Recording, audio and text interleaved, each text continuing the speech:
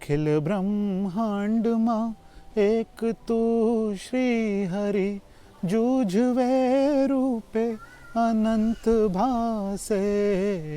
अखिल ब्रह्मांड माँ देह माँ देव तू, तेज माँ तत्व तू, शून्य माँ शब्द तू, वेद वासे। अखिल ब्रह्मांड माँ। आम बोलचाल की भाषा में कुछ शब्दों को, कुछ अल्फाजों को हम इंटरचेंजेबली यूज़ करते हैं, ख़ास तौर पे जब इन शब्दों के अर्थ एक दूसरे के थोड़े निकट हों, समीप हों। ऐसे ही कुछ शब्द हैं किस्सा, कहानी, कथा, काव्य इत्यादि इत्यादि। अब भारतवर्ष में ये शब्द हज़ारों वर्षों से गुलजार हैं और खूब फले फूले हैं।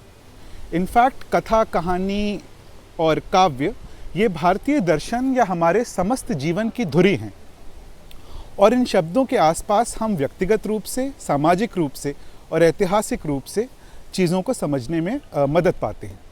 अगर आपने गौर फरमाया हो तो इस पेशकश के शीर्षक का प्रथम शब्द है कथा। आइए हम मिलकर इस शब्द को थोड़ी स्पष्टता से समझने की कोशिश करें। अब एक तरीका है कि इन शब्दों पे, यानी कि कथा, कहानी, काव्य, इनके विस्तार पर जोर दिया जाए ताकि हमें इनके अर्थों को समझने में आसानी हो। ठीक है, तो किस्से जो हैं वो ज़्यादातर लघु होते हैं या छोटे होते हैं, ये लिमिटेड होते हैं। अब ये कई सारे छोटे छोटे किस्से मिलकर बनाते हैं एक कहानी और इन सारी कहानियों के मिलन से निकलती है एक कथा।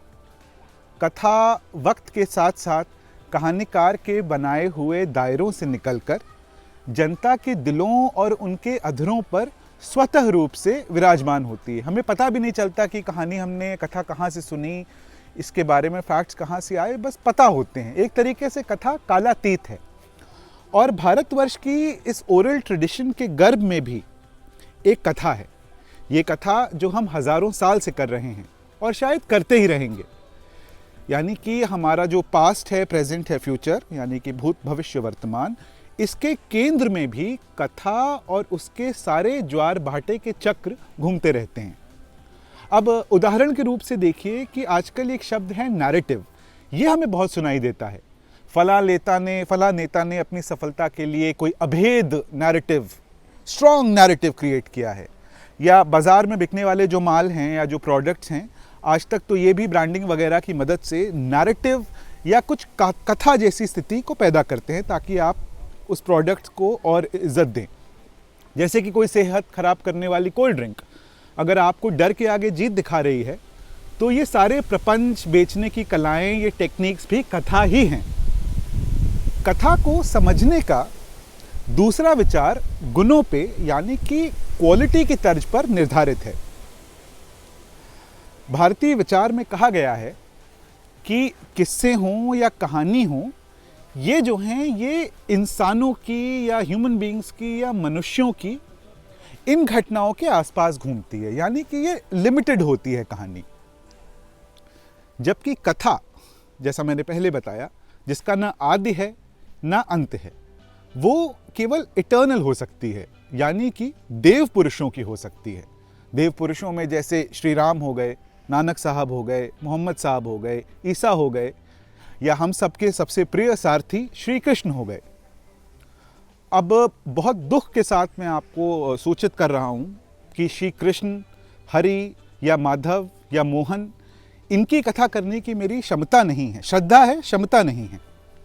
पर मोहन के दास, यानी कि उनके सबसे अच्छे शागिर्द, यानी कि मोहनदास करमचंद गांधी, उनकी कथा करने का साहस मैं ज़रूर कर रहा हूँ। आशा है कि ये आपको पसंद आएगी। मोहन की इस कथा में आपको गुजरात के गौरव मोहनदास मिलेंगे। आपका परिचय होगा लंदन से रिटर्न बैरिस्टर, यानी कि हमारे अधिवक्ता बंधु M.K. गांधी से, जो बॉम्बे में प्रैक्टिस जमाने की कोशिश करते हैं, असफल हो जाते हैं, कोशिश करते हैं। और आपकी नज़रें इनायत होंगे साउथ अफ्रीका के वो साधक और सत्य के दीवाने गांधी, जो वंचित भारत वासियों की लड़ाई विदेश में भी जी जान से पूरे प्राण लगाकर लड़ते हैं। मोहन की इस कथा में हमें ऑब्वियसली दर्शन होगा मोहन के महात्मा के उस रूप का जो भारत देश की, भारत राष्ट्र की सभ्यता की आत्मा के गर्भगृह में यानी कि सैंक्टम सैंक्टोरम में स्थापित है। और हम सब तो खैर जाहिर सी बात है दिन रात आशा और प्रयास करते ही रहते हैं कि हमारे बटुओं में या वॉलेट्स में भी पर्याप्त और प्रचुर मात्रा में बापू के बहुत सारे चित्र मौजूद हों।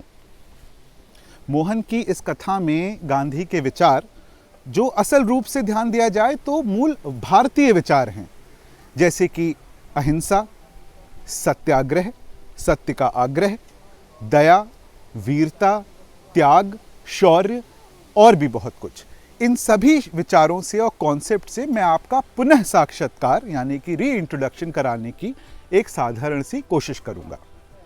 गांधी की देव्य तुल्य छवि के कारण ही मुझे लगता है, क्योंकि हमने उनको पेडेस्टल पे बैठा दिया है, उनकी जो साधारण, सहज और प्रेमी और सुलभ इंसाइट्स हैं जो कई बार हमें भारी भरकम वो बहुत हैवी लगती हैं, मेरी कोशिश होगी कि इस कथा में जो मोहनदास की कथा है इन विचारों को मैं आपको थोड़ा आसान तरीके से, बहुत ही सहज तरीके से बताने का प्रयास करूं, ताकि हमें उनकी कथा से रस मिले, प्रेरणा मिले और मोस्ट इम्पॉर्टेंटली आनंद मिले, क्योंकि आनंद मेरे ख्याल से किसी भी अच्छी कथा का की टेक अवे होता है।